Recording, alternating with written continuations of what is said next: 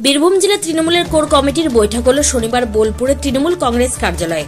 এই বৈঠকে উপস্থিত থাকতে পারলেন না অনুব্রত মণ্ডল। বিশেষ জরুরি মিটিংয়ে তাকে যেতে হয় দেউচা পাচামিতে কয়লাখনি এলাকায় তার বিশেষ বৈঠক রয়েছে।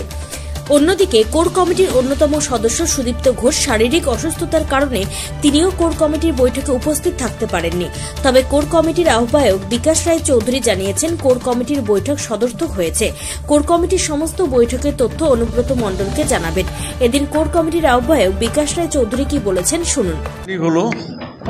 আমাদের যে রাজ্য স্তরে যে সকল নির্দেশনামা আছে সেগুলো কিভাবে আমরা পালন করছি বা জেলায় যদি যেগুলো ছোটোখাটো সমস্যা আছে সেই সমস্যা নিয়ে আলোচনা হলো এবং আমাদের যেটা বিএলএ যেটা নির্দেশ আছে সেই ব্যাপারেও আলোচনা হলো এবং পরিষ্কার আমাদের যেহেতু আজকে আমাদের মাননীয় সভাপতি এবং কোর কমিটির চেয়ারম্যান তিনি দেউচাতে একটা জরুরি কাজে তাকে যেতে হয়েছে, সেই জন্যে তিনি আসতে পারেননি। সুতরাং এটা আমরা আলোচনার মাধ্যমে তাকে সমস্তটা তার গোচর আনার চেষ্টা করব এবং তাকে জানাবো এবং তারপরে যত তাড়াতাড়ি সম্ভব আবার কোর কমিটি মিটিং ডাকার ব্যাপারে আমাদের জেলা সভাপতি কোর কমিটির চেয়ারম্যান তার সঙ্গে আলোচনা করে দিনক্ষণ ঠিক করব এবং আমরা একটা প্রসপেক্টিভ একটা দিন করেছি, কিন্তু সেটা তার সম্মতি নিয়ে তার সেই দিনটা সময় যদি তিনি ব্যস্ত থাকেন তাহলে তো জিনিসটা তো অন্য কিছু পরিবর্তন হতে পারে। সুতরাং তার কাছ সঙ্গে আলোচনা করি সেটা করব। খুব সুন্দর আলোচনা হয়েছে, সবাই আমরা সহমত পোষণ করেছি। যারা ছিলেন সুদীপ্ত ঘোষ একটু ওখানে ডাক্তার দেখাতে গেছেন, কলকাতায় অ্যাপোলোতে আছেন, সুতরাং তিনিও সেই জন্য আমাদেরকে জানিয়েছেন আসতে পারেননি। আর আমাদের চেয়ারম্যান মানে কোর কমিটির তিনি তো ওখানে মাননীয় মুখ্যমন্ত্রীর নির্দেশে সেখানে গেছেন সেখানকার সমস্যা নিয়ে সমাধান করার ব্যাপারটা। আর আজকে যারা এখানে ছিলেন মাননীয় আমাদের আশিস ব্যানার্জি, আমাদের সভাধিপতি কাজল শেখ, আমাদের চন্দনা সিনহা, রানা সিংহ, অভিজিৎ সিনহা এবং সবাই আমরা খুব পিসফুলি আলোচনা হয়েছে এবং খুব সুন্দর আগামী দিনে সবাই একমত হয়ে চলার যে মানসিকতা আমাদের রয়েছে আজকে মিটিংয়ে সেটা প্রকাশ পেয়েছে। দুজন সদস্য অনুপস্থিত, তার জন্য কি সিদ্ধান্ত নেওয়া হয়নি কোনো কিছু, না নেওয়া হয়েছে কোনো সিদ্ধান্ত? নিশ্চয়ই কিছু একটা হয়েছে, সেই সিদ্ধান্তটা জানানো হবে তো চেয়ারম্যানকে এবং এরপরে চেয়ারম্যানের উপরে সেটা ডিপেন্ড করছে এবং তিনি সেটাকে নিশ্চয়ই আমাদের সিদ্ধান্ত যেটা আমরা নিয়েছি কিছুটা তো তার সঙ্গে আলোচনা আমাদের হয়েছে, সুতরাং তার পরিপ্রেক্ষিতে আমরা সেই আলোচনাটা করেছি এবং এইটুকু বলতে পারি যে সর্বসম্মত সিদ্ধান্ত মতো আজকে যে চিন্তা ভাবনা তিনি করছেন তার সঙ্গে সহমত পোষণ করেছি। জেলা কমিটির বৈঠকের পরে ডাকা হবে, সেটা তো জেলা কমিটির ব্যাপারটা জেলা সভাপতি বলবেন এবং তিনি যেদিন ডাকবেন সেদিন আমরা নিশ্চয়ই সবাই হাজির হব। কোর কমিটির বৈঠক আগে থেকেই ঠিক হয়েছিল, হঠাৎ কাজ পড়ায় তারা করা উচিত। দেখুন একটা কথা বলি, অনেক সময় তো এই যে অসুস্থ হয়েছে সুদীপ্ত ঘোষ, আমি অসুস্থ হয়ে যেতে পারতাম কোনো কারণে যদি আমার শারীরিক কোনো গোলযোগ থাকতো। এবং এটা হচ্ছে আমাদের কাছে মনে রাখবেন দেউচা পাঁচামি আমাদের কাছে একটা বড় মাননীয় মুখ্যমন্ত্রী বড় স্বপ্ন, সেই ব্যাপারটা অনেক বেশি গুরুত্বপূর্ণ এবং তিনি সেখানে একটা বড় দায়িত্ব রয়েছেন, সুতরাং তাকে সেখানে সেই ব্যাপারটা দেখার দায়িত্ব তার আছে এবং তিনি সেটা দেখছেন, যার জন্যে সেটা কিছু কিছু আপনারা তো দেখছেন, খবর শুনছেন বা জানছেন যে তিনি সেই দায়িত্ব নিয়ে কাজটা করছেন। সেই দায়িত্ব আমরা মনে করি যে তাকে আমরা সমস্তটা আজকে যে আলোচনা হয়েছে তাকে আমরা জানাবো এবং তিনি সেটা শুনবেন এবং সবার সঙ্গে সেটা সহমত পোষণ করবে এটা আশা করি। বিধানসভার ডেপুটি স্পিকার আশিস বন্দ্যোপাধ্যায় কি বলতে চেয়েছেন শুনে নেওয়া যাক। যে বিষয়গুলো আলোচনা হয়েছে সেটা হচ্ছে যে আমাদের অভিষেক বন্দ্যোপাধ্যায় যে নির্দেশ দিয়েছেন সেই নির্দেশ অনুসারে কমিটিগুলো গঠন এবং ওই বিষয়ে আলোচনা ছিল, সেই বিষয়ে সদর্থক আলোচনা হয়েছে। আজকে উনি অন্য কাজে আছেন সেটা জানিয়েছেন এবং সেই জন্য ওকে আর্জেন্ট কাজেই যেতে হয়েছে। সুদীপ্ত ঘোষ ডাক্তার দেখাতে গেছিলেন, আগে থেকে অ্যাপয়েন্টমেন্ট ছিল ডাক্তার, সেই জন্য ডাক্তার কোনো বিরোধ নেই। সর্বোপরি বীরভূম জেলা পরিষদের সভাধিপতি কাজল শেখ কি বলেছেন শুনবো তার মুখ থেকে। সে বিষয়ে তো বহিঃপ্রকাশ করা উচিত হবে বলে মনে করি না, তবুও আমাদের নেক্সট কোর কমিটি মিটিং যেটা সাব ডিভিশন ওয়াইজ হওয়ার কথা ছিল সেটা 19/4/2025 ঠিক হয়েছে। সিউড়িতে মিটিংটা হবে এবং বিভিন্ন বিষয়, জেলার বিভিন্ন বিষয় নিয়ে আলোচনা হয়েছে, যেমন সাঁইথিয়া নিয়ে আলোচনা হয়েছে, পুরন্দপুর নিয়ে আলোচনা হয়েছে অর্থাৎ সিউড়ি 2, এবং জেলার বিভিন্ন যেসব সমস্যাগুলো আসীন সমস্যা আছে সেসব বিষয়গুলো আলোচনা হয়েছে। এবং পরবর্তী ক্ষেত্রে আমাদের যে ভোটার তালিকা যে BLA 1 সেই নামটাও সর্বসম্মতভাবে ঠিক হয়েছে এবং জেলা কমিটির BLA ভোটার তালিকা সংশোধনের যে একটা লিস্ট তালিকা সেটাও ঠিক হয়েছে।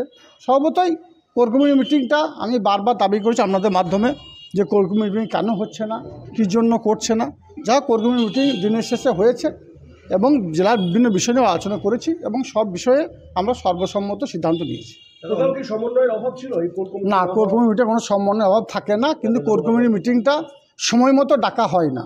সেটা ডাকা হোক, সেটা নিয়ে আমার সওয়াল ছিল এবং সেটা ডাকা হবে, সেই অঙ্গীকার আমাদের কোর কমিটির আহ্বায়ক সদ্য সম্মানীয় বিকাশ দা সেটা করেছেন এবং আগামী মাসেই 19/4/2025 সিউড়িতে কোর কমিটি মিটিং হবে, সেটা সিদ্ধান্ত আমরা নিয়েছি। অনুব্রত মণ্ডল গড় হাজির ছিলেন, বিকাশ দা যেটা বলছিলেন যে দেউচা পাচামির জন্য কী জন্য গড় হাজির ছিলেন বলতে পারবো। দেউচা পাচামি নিয়ে বলছেন, দেউচা পাচামি নিয়ে আজকে কলকাতায় মিটিং চলছে, সেখানে আমাদের PB সেলিম সাহেব আছেন, আমাদের রাজ্যসভার সাংসদ আছে, আমাদের DM আছে, আমাদের SP আছে, DSP DNT আছে এবং যারা জমিদাতা তারা আছে। আর আজকে দেউচা পাচামি নিয়ে দেউচাতে কোনো মিটিং আছে বলে আমার মনে হয় না। আপনারা জানতে পারবেন, সাংবাদিক, আপনাদের খবর হচ্ছে গ্রামগঞ্জে গিয়ে খবর কালেক্ট করা। তো আমার মনে হয় না দেউচা পাচামিতে কোনো মিটিং আছে। কী জন্য আসেনি, কেন আসেনি আমি বলতে পারবো না। এটাই বলবো দেউচা পাচামি মিটিং আর রাজ্যে হচ্ছে, কলকাতা হচ্ছে, এখানে হয়নি। শনিবারের বৈঠকে উপস্থিত ছিলেন বীরভূম জেলা পরিষদের সভাধিপতি কাজল শেখ, লাভপুরের বিধায়ক অভিজিৎ সিনহা, কারামন্ত্রী চন্দ্রনাথ সিনহা, বিধানসভার ডেপুটি স্পিকার আশিস বন্দ্যোপাধ্যায় ও কোর কমিটির আহ্বায়ক বিকাশ রায় চৌধুরী। তবে দলনেত্রী মমতা বন্দ্যোপাধ্যায় এবং দলের second in command Abhishek Bandyopadhyay যে আসন্ন বিধানসভা নির্বাচনের আগে কোনো গোষ্ঠী কোন্দল মানবেন না তা কার্যত নিশ্চিত। বীরভূমের বোলপুরে কোর কমিটির বৈঠক প্রত্যক্ষ করে নিজস্ব প্রতিনিধি রিপোর্ট, টাইমস 14 বাংলা।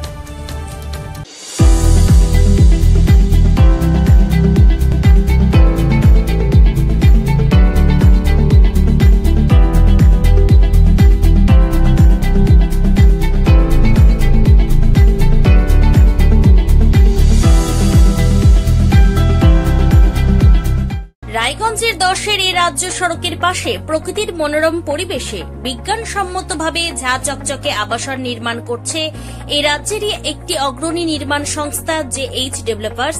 পাশাপাশি তারা এই প্রকল্পটির নাম রেখেছেন JH গ্রিন, যাদের catch line nature inspired homes, যার বাংলায় তর্জমা করলে দাঁড়ায় প্রকৃতি অনুপ্রাণিত বাড়ি। সকালে ঘুম থেকে উঠেই বাসিন্দারা দেখতে পাবেন পূর্ব দিকে সূর্যোদয়, চারপাশের সবুজ গাছপালা, পাখির কলতানে ঘুম ভাঙবে আবাসনের বাসিন্দাদের। পাশেই রয়েছে উত্তর দিনাজপুরের অফিসপাড়া রায়গঞ্জের কর্ণচূড়া, হাঁটা পথে দ্বাদশ শ্রেণী পর্যন্ত 3টি নামী উচ্চ মাধ্যমিক বিদ্যালয়, একটি বেসরকারি হাসপাতাল ও সরকারি উপস্বাস্থ্য কেন্দ্র, 15 ঘন্টা অটো টোটো সহ যানবাহন পরিষেবা, একাধিক খাবারের দোকান, হোটেল, ঢিলছড়া দূরত্বে পুলিশ ফাঁড়ি, 2টি ব্যাংক। এক কথায় সামাজিক পরিবেশও অতুলনীয় এবং নিরাপদ। ফ্ল্যাট বুক করতে রয়েছে ব্যাংক ঋণের সুবিধা, ফ্ল্যাট বুক করলেই সোনা ফ্রি। দেরি না করে আজই যোগাযোগ করুন JH developers, Karnachara, motor Kalibari, Raiganj. Mobile phone number 8944849889। আপনি কি কিডনি রোগে ভুগছেন? তাহলে আর দেরি না করে আজই আসুন আপনার এলাকার একমাত্র বিশ্বস্ত প্রতিষ্ঠান জীবন রেখাতে। এখানে বিশেষজ্ঞ নেফ্রোলজিস্ট ডাক্তাররা লেজার ট্রিটমেন্টের মাধ্যমে রোগীদের সমস্ত ধরনের কিডনির এবং প্রোস্টেটের অপারেশন করে থাকেন। রোগী দেখছেন nephrologist doctor Arkaprava Chakraborty, SSKM hospital, Kolkata; doctor Sunil Kumar, Apollo hospital, Kolkata; doctor Pinaki Mukherjee, NRS hospital, Kolkata.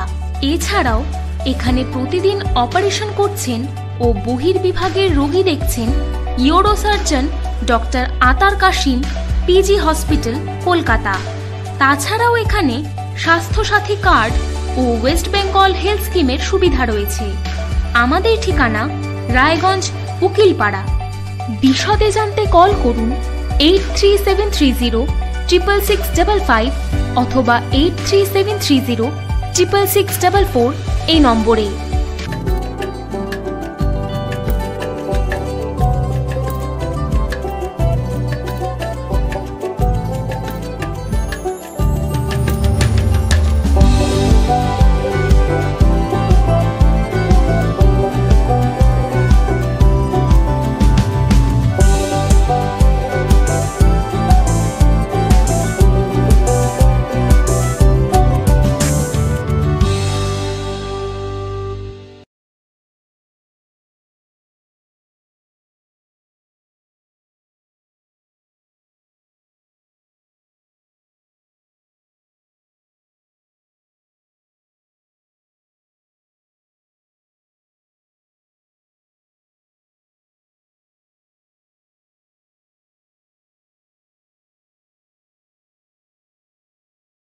আপনি কি চাকরি পরীক্ষার্থী? চাকরি পরীক্ষার বই খুঁজছেন? তাহলে আজই চলে আসুন সৌর বুক অ্যান্ড ম্যাগাজিন সেন্টারে। এখানে BSc, WBCS, bank, rail, ICDS, nursing, ANM এবং জিএনএম সহ কেন্দ্রীয় ও রাজ্য সরকারের সকল চাকরির পরীক্ষার বই ও ম্যাগাজিন পাওয়া যায়। আমাদের ঠিকানা খড়িমোড়, মোহনবাটি, রায়গঞ্জ। বিস্তারিত জানতে যোগাযোগ করুন 9002904090 অথবা 9434347016।